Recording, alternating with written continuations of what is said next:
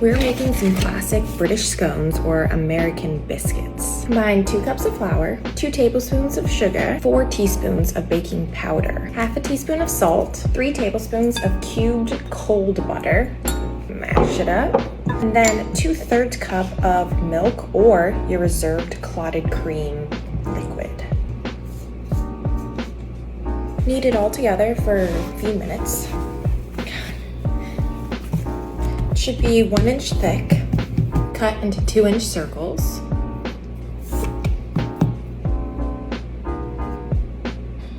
This is just milk and an egg. Brush the tops and then bake at 425 for about 12 minutes.